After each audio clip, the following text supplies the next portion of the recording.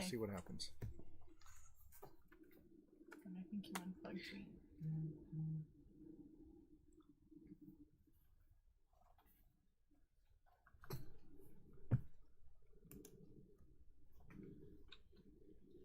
Okay, now we're going. Hello, Bigfoot enthusiasts. Scott here from Blue Mountain Bigfoot Research and Hannah from Squatching with Hannah. And today we're going to be talking about Bigfoot families. We're going to give some shout outs and a famous Bigfooter you don't know about, who's famous for not Bigfooting. And I have no idea what that meant. no, you don't. But anyway, so here we go. Stay tuned right after this.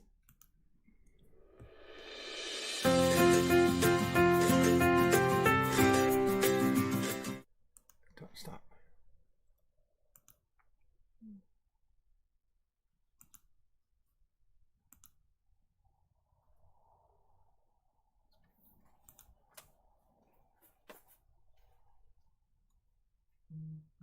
Crap, it's not. Oh, there it is.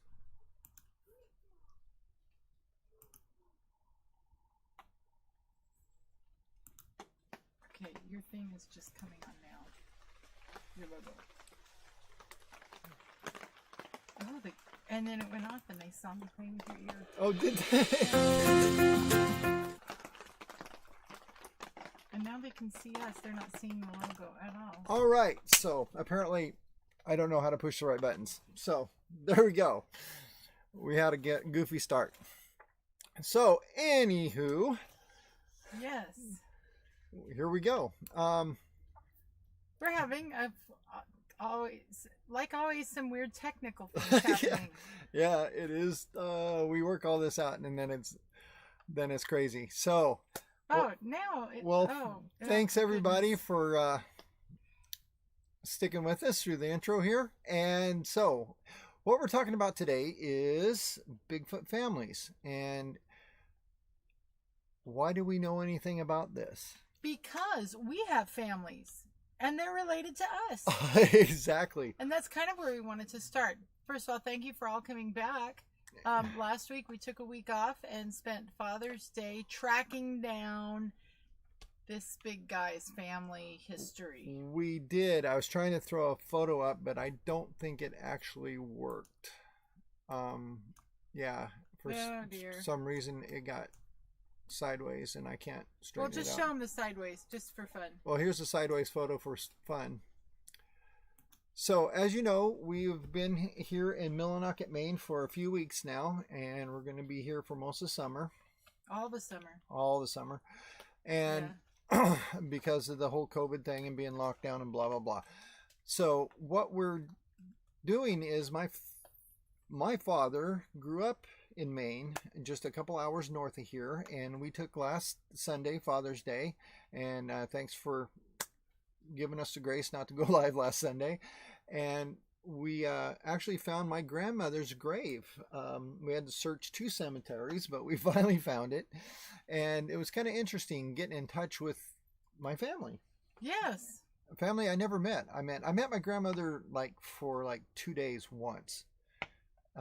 Because I grew up over on the West Coast and they're over here on the East Coast, and we had one family vacation that we came and we were only there for 2 days, and my grandfather I never did meet. He passed away 2 years after I was born. So it was interesting. It was an interesting time. He cried just a little bit. He got a little teary-eyed over it. Let's be honest, you guys. No, there was dust. He got teary-eyed over it. He sat there by his grandparents' grave and got just a little bit emo. Little emo going there. No, it's allergies. Anyway, because, it's springtime. Flowers everywhere. It was crazy. Anyway, but so we had fun. And the reason we're going to talk about Bigfoot families is for a couple reasons. Because our last live stream, Hannah just arbitrarily said we were. So that was one thing. No, it was on the Facebook post. Okay, it was on a Facebook post. Because all your brilliant ideas come from here. Yeah, yeah.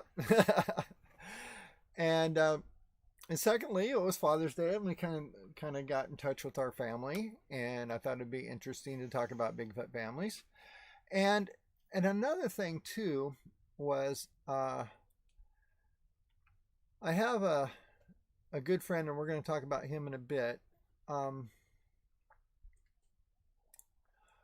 Let's see where I put that. Anyway, we're going to talk about him in a bit.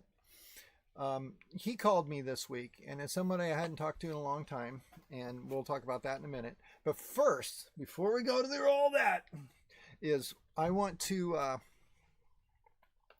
talk to you about a comment we got. Oh, yes. I've got the comment up. Do you on your phone? I think so, yes. Maybe not. I got it right here. Okay. On mine. So anyway, Hannah and I really strive to answer, we'd like to answer all the comments we get, but sometimes, life gets in the way, and we're working now both quite a bit this summer, and we're trying really hard to reach all the comments. So if we don't get to you, we will get to you. Eventually. We do read them all. I don't have a lot of time to type back to them because sometimes I get them and I'm working and blah, blah, blah. So, but we did get one comment this week that was very, very interesting, and I wanted to address it. And it goes like this. Okay, this is from Mr. Bob Pates, and he just posted this yesterday. Mm-hmm. So this is what Mr. Pates has to say. With all due respect, enough of the opinions. By the way, it is raining like crazy. We are filming this outside tonight because it's so pretty, and so if it gets really loud, please forgive. Yeah. With all due respect, enough of the opinions. Investigate. Let's check out your area. Remember investigating? Everybody is a G-damn expert these days. Stick structures? As 45 plus years squatching experienced investigator Thomas Steenberg says, all these folks that comment for hours about stick structures, has anybody ever seen a squatch make a stick structure? No, it's laughable. Investigate. Be safe. All right. So thank you, Mr. Pates. Mr. Pates. And here's what I want to reply to this comment. And I'm not taking this in a bad way. I really enjoy that comment. And what I want to say is I have been doing this for 25 years. And Thomas Steenberg, the guy he mentioned, has been doing it for 45. And I really have seen a lot of Thomas's work. It's fantastic. And I really agree with everything Thomas says. But here's the deal. In 25 years, I have found multiple footprints. I have cast multiple footprints. I have seen a lot of stick structures that I just blow off because, you're right. You can't prove anything with those. I have recorded whoops in the woods. I've got tree knocks in the woods. I have had rocks thrown at me. I have investigated all the stuff. And I've experienced all the stuff that almost every investigator has experienced. So, in the 45 years of Mr. Steenberg has investigated, he's investigated rocks being thrown. He's cast prints. I don't know if he's ever got a photograph of Bigfoot. I was one of the very few lucky people to ever do that, and it's just a matter of like the lottery to get that. But in all this time, what has all this investigation actually proved? I don't have to prove anything in my area. It was done before I even got there. If you saw the Freeman film, Paul Freeman filmed that literally 5 miles as the crow flies from where I took a photo of one. So here's the deal. All this investigating has got us nowhere.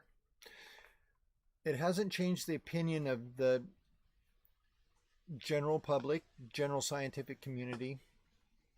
It has changed the opinion for a lot of scientists, I can tell you for a fact. Me being one of them, I was skeptical as an anthropologist until the Native Americans started pointing it out to me, and I started doing investigations. So it's all these investigations have ever proven is to myself and me and to her is what they get you. In the mainstream media, mainstream scientific community, it has got us nowhere. Even DNA, hair samples, the whole thing. People just look at us and laugh. So, on a video I seen a few years ago, Thomas Steenberg himself made a statement that has stuck in my head for a very long time. So, Bob, this is what Thomas said. Thomas said,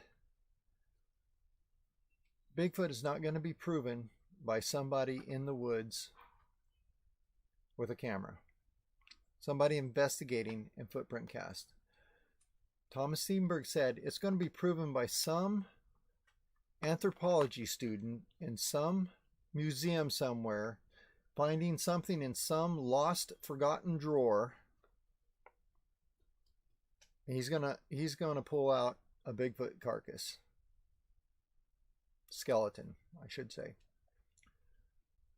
And Thomas is absolutely right. So, yeah, we go on every Sunday night and speculate. But we have a method to our madness and our speculations. And our poking fun at each other and everything. Yeah, there is. We are putting our money where our mouth is. Last year, we sold everything we own. We bought a camp trailer and we are traveling the United States. That's why I am in Maine from Oregon. We might as well go all the way across and start our way back. And what we're doing is we're going to do town hall meetings. We're going to sit for sometime like we are right now. Do you know how many people came up and talked to me about their Bigfoot sightings here? Because I think something we need to remind people of, investigating is not going out and whooping and knocking and... Well, I can say that's a type of investigation. But is it effective? But yeah, and it's effective. Random. Okay. Yeah, it's effective to the person doing it, but it's not effective, and we've proved that from the Patterson film era, that it's proved nothing to the mainstream world. What we need is that hard evidence that scientists can grab a hold of and look at and invest in and show. We need to. Grover Krantz said we need to take a body, and if we ever got a body of a Bigfoot, we'd literally have to take it from campus to campus and throw it on tables and shove people's faces in it. And that's what Stinky. And that's what we're going to have to do. So by doing what we're doing, our investigation has turned a corner. We're trying to do something that has been hinted at before, but we're taking it to the next step. And what we're doing is we are going to get these stories from people, and we're going to talk to thousands and thousands of people that we can, and we have to build trust with people to be able to trust us with their information. And that's what we're doing. And that's why we may sit somewhere in a region for 3 to 4 months at a time. Exactly. Because how long we've been here? Since 1 month. We've been here about 5 weeks. Just over 5 weeks we've been here in Millinocket, Maine, and now people are starting to stop us on the street and tell us their story. Heck, they stop me on the street. I don't even know how they recognize me. It's so funny. Yeah. So here's the great thing about that. Here's our plan. You know that long lost drawer in some museum that some anthropology student's going to find? That's what we're looking for.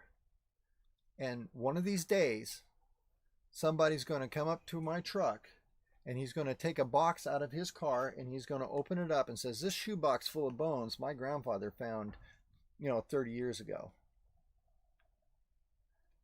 And that's the proof we're going to find. That's the investigation that we're doing. Yeah, we're doing a lot of speculation on things, and that's great because we're going to try to put together the lifestyle of Bigfoot through narratives from other people, things they've saw Bigfoot do.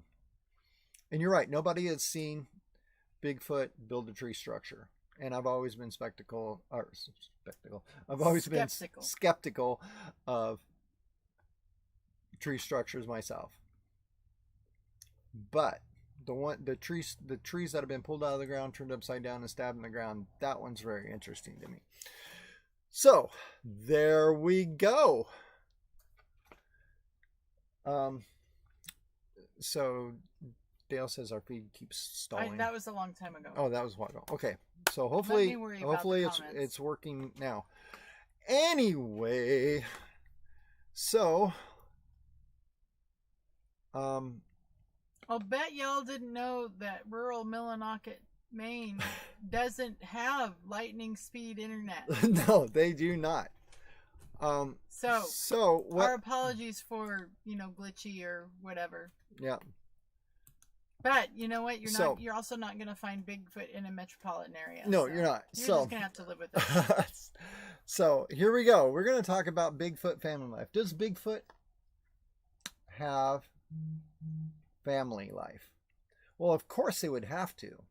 Come on, puppies have family life. Yeah, exactly. And of course they'd have to in order to sustain a population. You have to have a breeding population, hence a family life. Is it like ours? I don't know. I can tell you something from my one experience, and you want to hear about my one experience. I've told the story 1,000 times on this channel, but when I saw and got a photo of a Bigfoot, it was a juvenile, and the mother whistled off in the woods, or the father, I don't know, I never saw it, whistled, and the baby followed. So obviously they have to raise, like primates do, you have to raise this child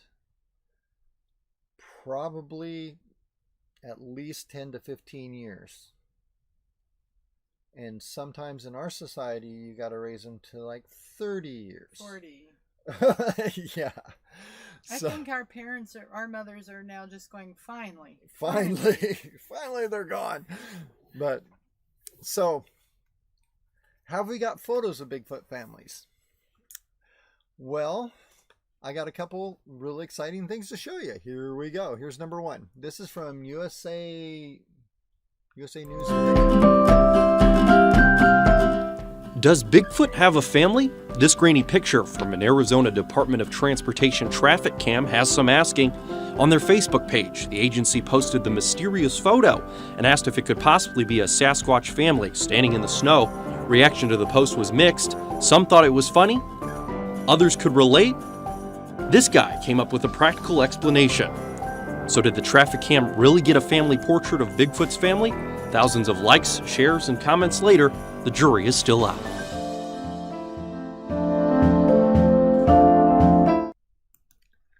All right.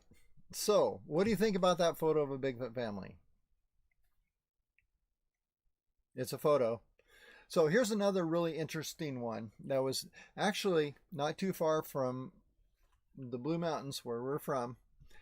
This one was taken on, it's called the Memorial Day video. It's a fairly famous Bigfoot video. 6 while on a fishing trip with her family and friends in Northeast Washington. This video clip, known as the Memorial Day footage, shows a hair-covered upright figure running across a mountainside. Okay, where the see where the bush is? Yeah. And then there's a small pine tree. And then he was right behind that small pine tree, right?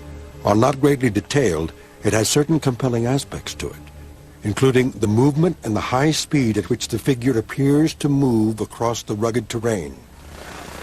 He's all, Bigfoot. all on video.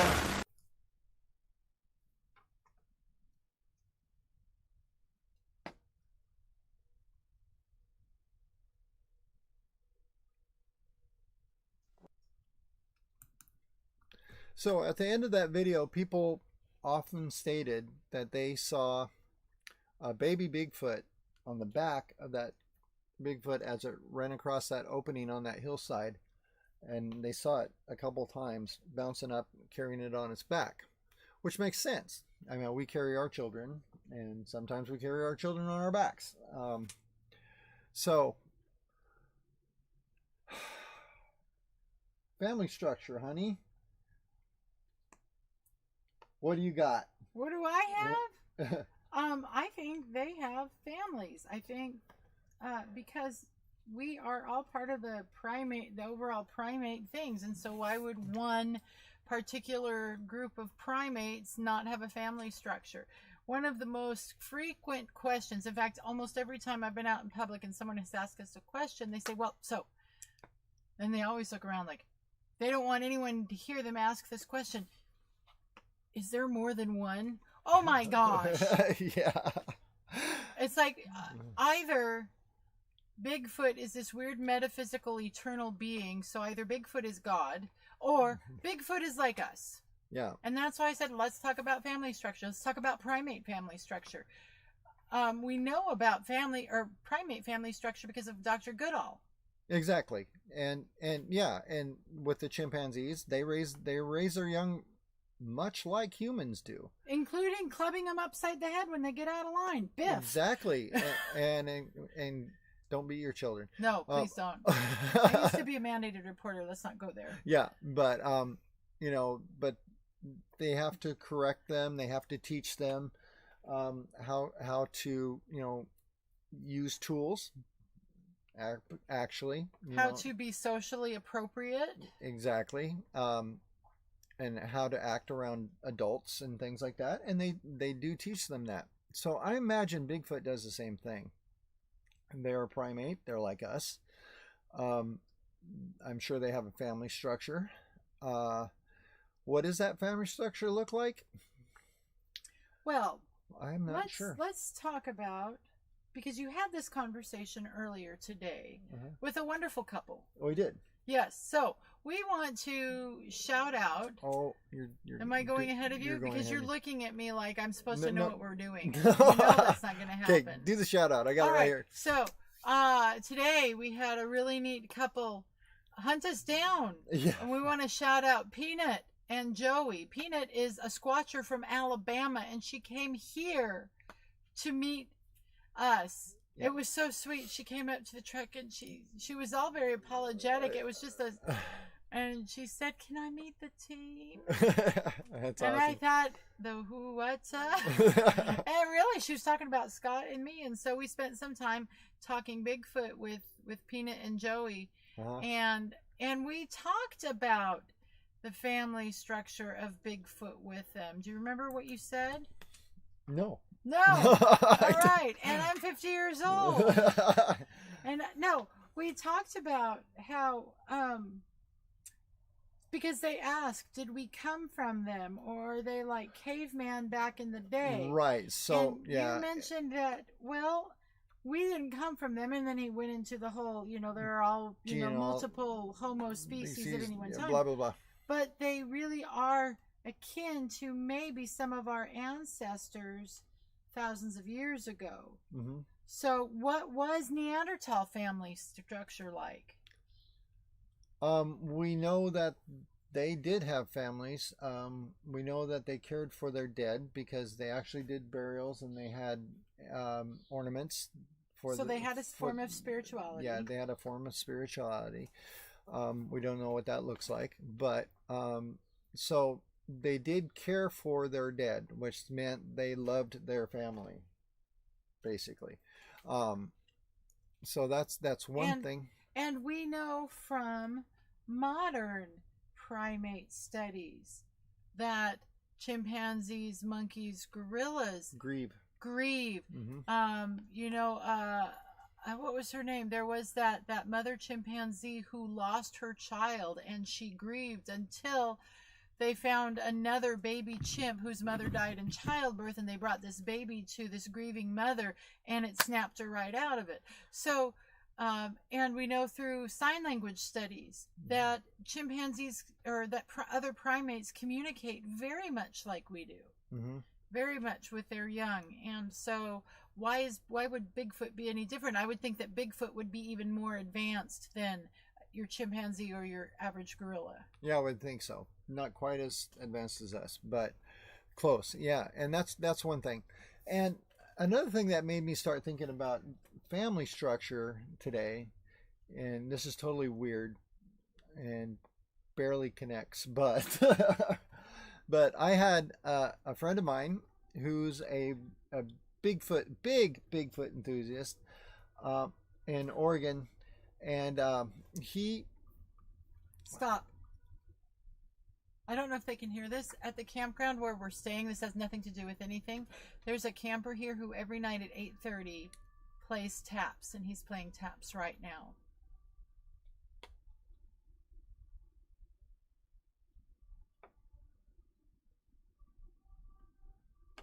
That's awesome. Yeah, he's been here for about a week, and he plays taps every night, and it brings me back to my military days. And every thank night, goodness he doesn't play Reveille, because if he played Reveille at 6:30 in the morning, I'd be very upset. Yeah, we would. So anyway, back to family structure. Okay, so I have a friend of mine who lives in Oregon, and a great guy. He called me this week out of the blue. I haven't heard from him for a while. And that's because he was trapped in, forgive me, Guatemala. I think it was Guatemala from the COVID lockdown things. They were down there. And his wife is from Central America. Yeah. And so they were down there, and they kind of got trapped there. And he just recently got back to the United States. And he called me up to see what I was doing, to see if we wanted to go out and, go squatching and stuff. And I said, I'm in Maine. He goes, what? So anyway, he may come out, but anyway, I want to introduce you to Dave. This is Dave and his wife, and nicest people you will ever meet. They are awesome. If you notice, he's an artist, and he draws and sculpts. And if you notice those Bigfoot cutouts behind him, he cut those out. He painted them. There's this clay Bigfoot he made. But here's the cool thing. When I first met Dave, he brought me into his studio, which is actually the back porch of his house. And he showed me his life-size clay sculpture that he made of Bigfoot. And it's totally awesome. That's it behind him right there. And he just loves this stuff. I mean, and he's got a lot of speculation about family structure. So to tell you, he's probably one of the famous Bigfooters that you've never heard of, but that you know from something else. And I'll tell you what it is. If you notice, because if you don't recognize his Bigfoot art, you will recognize his art. If you look at these, Dave. His name's Dave Lundquist. He was the artist who did all the art for the album covers for the Grateful Dead. That's so awesome. So yeah, he's the artist for the Grateful Dead. Did all their album covers, and it's really cool. But what's really he does Bigfoot art, which is like awesome. Yeah, he does. And it really is beautiful art. It's very tender and sensitive. Yeah. So, very empathetic. I would say if there was such a thing as having like a spiritual connection with Bigfoot, he's probably got it. Yeah, he's the guy. Yeah, he's great guy. He spent a lot of time with the natives also, by the way, and that's where he learned his appreciation for Bigfoot. But he's got this painting, and let's see if I can make the painting bigger. Can you scroll or zoom in? I can zoom in on the painting a little bit. I can just make it bigger here. There we go. Zoom some more. I got to get it off screen here. Anyway. There we go. There we go. There's Dave's Bigfoot family that he painted. And what's really interesting about this painting is he's got mom and dad, and he's got a little infant that mom is carrying. And then it looks like there's a daughter and a son, siblings. And what the cool thing is the siblings have got deer antlers, and they're walking through the forest, swinging them around. And that makes a lot of sense. You know, kids play. So puppies play, kittens play, baby porpoises play. So do baby Bigfoots play? And that got me to thinking, just looking at his painting here was kind of an inspiration to a muse to a thought for me. Oh my. But anyway, yeah, was what if the tree knocks we hear and some of the whooping we hear, and maybe even some of the rock throwing, and maybe even some of the tree structures, what if this is adolescent Bigfoot playing with brother and sister? Like human children go out and hit things with sticks and throw rocks. Come on. Don't ever throw a rock. We always tell our kids, do they stop throwing rocks? No. Building building forts. Hooping and hollering. Yeah, loudly making in noise. The woods. Making noise in the woods. What if all that stuff is juvenile behavior?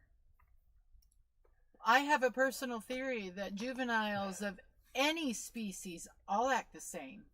They do. Look at baby cows. You cannot tell a baby cow from an 8-year-old on a playground. No. The frolicking. The headbutting. The whole thing. So, can I prove this theory? Absolutely not. It's a theory, but isn't that interesting to think about? What if all this noise and stuff that we've been making in the woods, we're actually playing with children? And the adult Bigfoot are going, what is wrong with them? Yeah, and the adults are like, would you be quiet? You know, I always thought that was very interesting to think about. So throw a comment. What do you think? Am I totally off my rocker? Or and in our comments, Dale, who is watching, actually asked, I thought they were people. We think they are a species of people, absolutely. Yeah, so if they are a species of human, something akin to Neanderthal or Heidelbergensis or Sapien or Homo something else. Yeah, Homo Bigfoot. Yeah, Homo Bigfoot. You should find the Latin name for something that means Bigfoot in Latin. Yeah, it should. Homo Bigfooticus or something. Yeah, are we going to name this thing? Yeah. So anyway, yeah, absolutely. So if they're humanoid, the children play. A lot of times, like when I was working with Native American tribes and we were finding, we were doing an actual dig in California that I worked on for a year. We were working on this dig, and we were finding little bits of carved rocks and things, and we were trying to figure out what they were. And my professor actually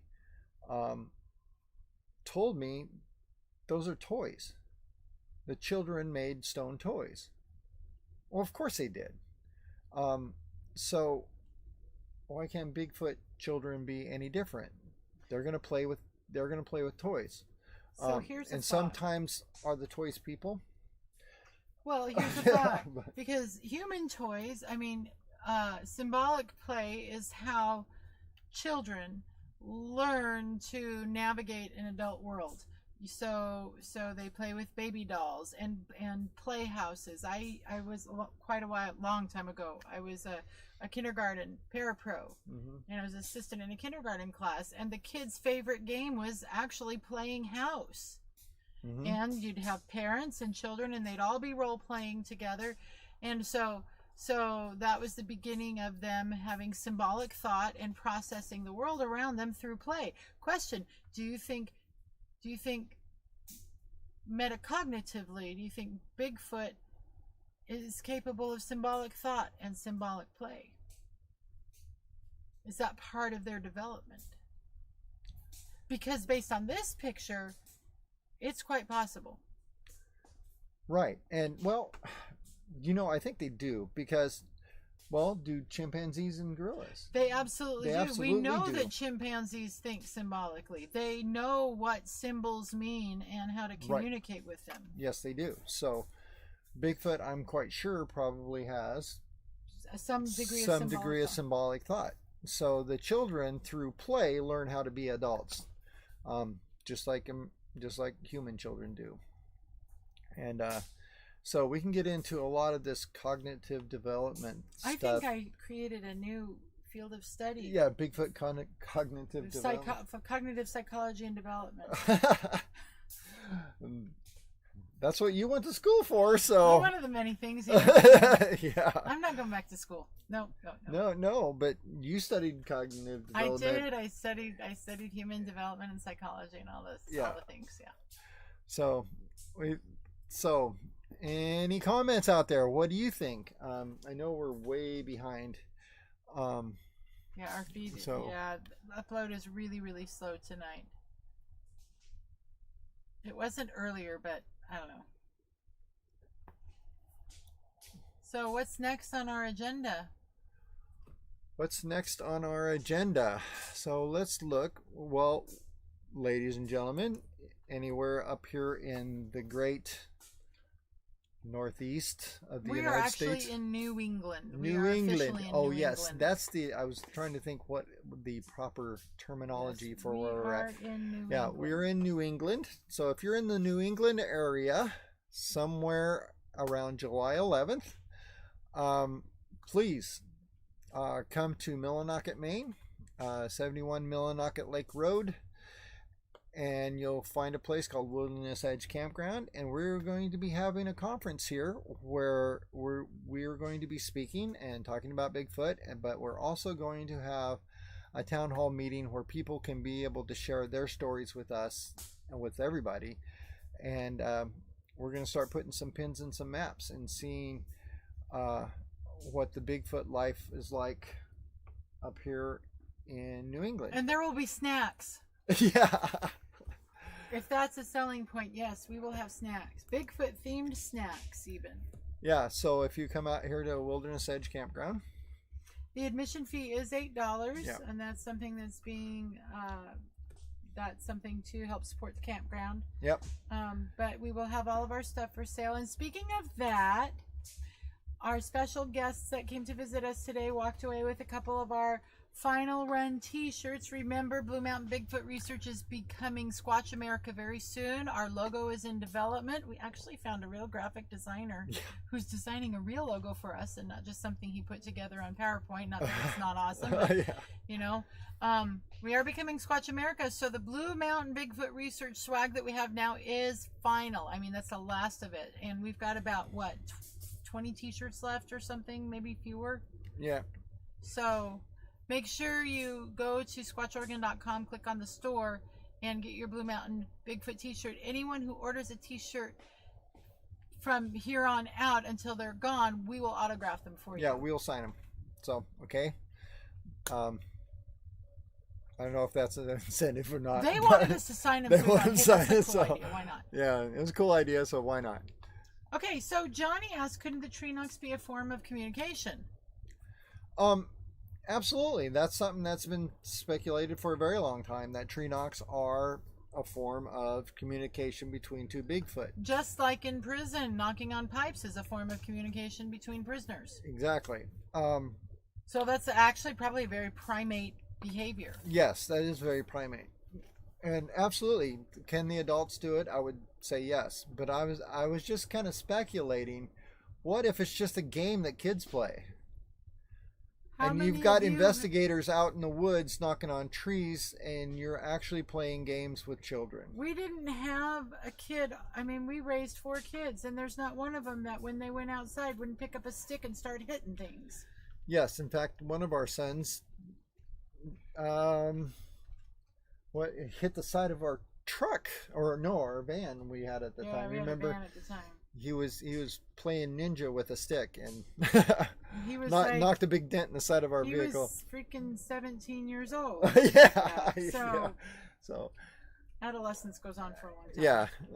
yeah. So anyway, so I thought that was a very, a lot of, so the idea has been for years and years and years that the sounds we hear in the woods are communication with each other, with Bigfoot, from one to the other. I just thought it'd be an interesting take. What if it's a game that children are playing? I think that as humans, and honestly as scientists, sometimes we get really serious with ourselves. We take everything very, very, very seriously. In yoga, there's a concept called going back to beginner's mind, and maybe we need to go back to having a beginner's mind. And rather than finding the most complicated explanation, find the easiest explanation. That's part of the scientific method. Yeah. Go for what is the most, when you've ruled out everything. It's called Occam's razor. Occam's razor. Yeah. There we go.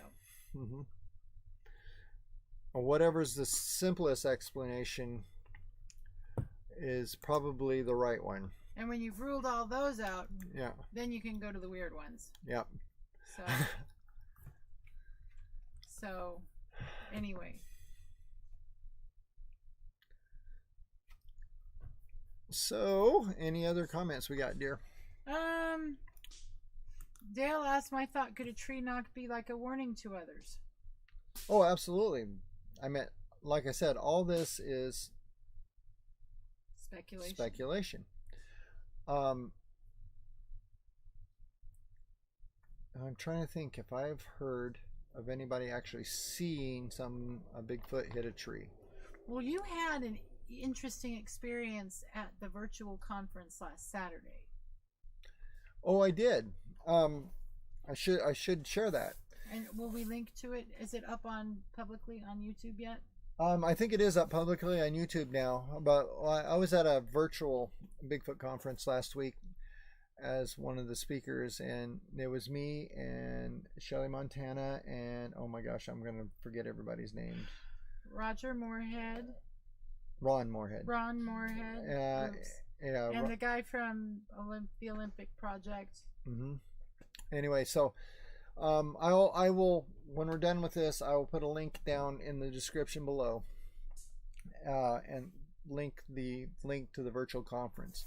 But here's the interesting thing was, during the conference, it was kind of a Zoom meeting, virtual conference, so we were on air for a long time. So by the way, it went all day, so it's like a conference. It's like a conference. So that video is like 8 to 10 hours long. So just heads up. But Shane Corson from Shane Corson. Yeah, from the Olympic Project. He was playing some sounds when he was doing his portion of the Zoom, and so I was kind of like in the background in the panel, and so when Shane was speaking, he was playing some of the sounds that they recorded. Well, during that time, I muted my mic because I'm just listening to Shane, and I unplugged my headphones so I could hear what he was saying without having my headphones on. And I was sitting out here in our little gazebo outside, and he was playing some tree knocks. And the weirdest thing was, every time he would play a tree knock, there would be a tree knock out in the woods here. And I'm like, that's interesting. And now I don't know, since we're in a public campground, I meant the direction it was coming from isn't where any campsites are. But it could have been somebody out in the woods goofing around with me. But either way, I thought it was really interesting that we were getting answers to tree knocks. And he was getting live answers to recorded tree knocks. So that was kind of cool. But yeah, so if you want to check that out, I'll leave a link below as soon as I find it. So it was under, if you want to go to their website, it's stateofbigfoot.com. Bigfoot.com, I'm pretty sure. Bigfoot.com. Yeah. I'll go check that out while you keep talking to our lovely audience. Okay, any other questions? Not that I could see. Because I can't see. Oh, here we go.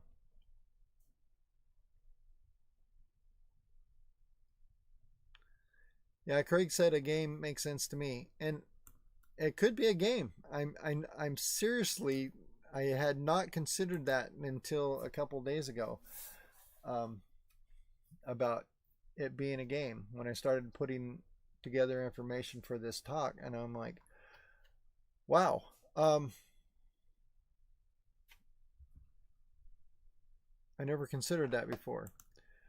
I'm probably not the first one, but you know, almost Squatchian. So I thought, you know, isn't that interesting? What if we are all this time have been, you know, playing games with children, Bigfoot, Chillfoots. Bigfoot children.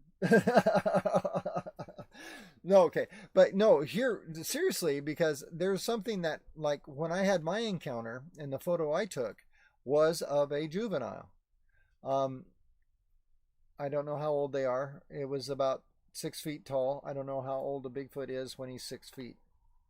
But obviously a juvenile. Well, if an adult is roughly 8 to 9 feet, correct, then a 6 foot, that's 2/3 the size of an adult. You're looking at probably the onset of adolescence. Yep. And just so everyone knows, I'm going to throw up in the chat, I'm going to throw up the URL for that, the Zoom conference. It is in the chat now. Okay. And that is called Andrew Schroyer's Zoom meeting. It's called something funny, but that is the Great State of Bigfoot conference held virtually. And you can copy and paste that into your browser and go right to the YouTube video. There you go. Okay. Thank you. And we'll put it in the show notes after we're done. Yeah, we will. So, what was I going to say? Oh, so the encounter I had was with a juvenile. And a lot of people, I've heard over the years, some speculation about people seeing a juvenile in the trees in the Patterson film.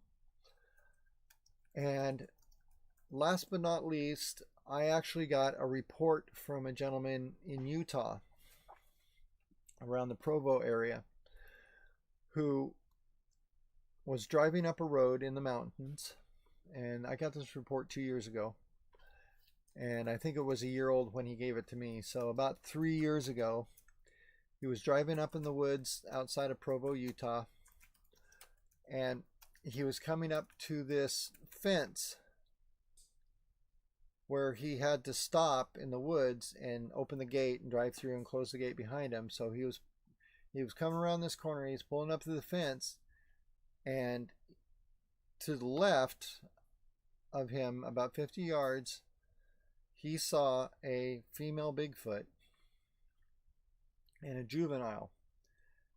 And he saw the female put her hand on the juvenile's back, shove it down on the ground, and it laid down in a little ditch where it couldn't be seen and laid still. But if he hadn't seen her do that, he wouldn't have known it was there. And then she walked in front of his rig, stepped over the fence, and walked about 100 yards into the woods and stopped and was watching him. To me, that's like, hide the child, look at me, you know, that whole mama bird thing, you know. And there's speculation that Patty was the same thing, was when a juvenile makes a mistake, the parent covers for them to keep the predator away from the child. Tell me that's not human behavior. That's a lot of animal behavior, actually. So the one I saw was trying to figure me out. It was bobbing its head back and forth looking at me. And then we hear the whistle in the woods, and it turns and walks away. Just like a parent would whistle at a child, knock that off. You know, leave the people alone. So there is, and I've heard this before from other Bigfooters, there is speculation that a lot of times when we see a Bigfoot, it's because a juvenile messed up. Just the Bigfoot alone isn't going to mess up. The adults have learned what they need to do to stay hidden in the woods from us. But a juvenile haven't. So the ones we see may be covering for juvenile mistakes and protecting their children, as a parent would do in a family structure. See how I did that? Yes. Very good. Very good. So, I think this is in response to you getting tree knocks back. Johnny says, I make the Cardinals nuts with the bird app on my phone. I'm sure you do. Yeah. I bet you do. Yeah, absolutely. So, anyway. Yeah. By the way, I do have our Latin term. Homo magna pede. That's Latin. Magna pede is Latin for Bigfoot. Yeah. Magnum pede. Yeah, magna pede. Yeah, get it. Homo magna pede. Homo magna pede. I named it. There you go. It's official, folks. That's it. So we are down to 7 minutes. Okay. So we already did our shout out and our other stuff. Thank you very much for going out of order, honey. Well, so you were fumbling there for a bit. I took the ball. Yep. So on the upside, I'm thinking this coming weekend. Is it this coming weekend? Let's see. The 4th is on Saturday. Mm-hmm. So Sunday, are we going out to Rumford to check out the activity there? I think he's coming here. Oh. So something exciting coming. Oh, we can give some shout out.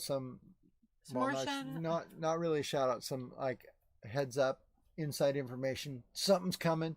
What's that? We're actually going to go squatching here, folks. We actually are going to go squatching. It's going to be awesome. This guy is working like 50 hours a week right now. It's ridiculous. I am. I'm working here at the campground. If you come if you come from the conference, you come see the house I'm building. Well, it's not a house; it's a shop. But I'm building an entire shop here for the camp area. That's how we're paying for our summer spot. So there has not been a whole lot of time to go squatching. Because back in my past, I have done a little construction work, so that's what we're doing.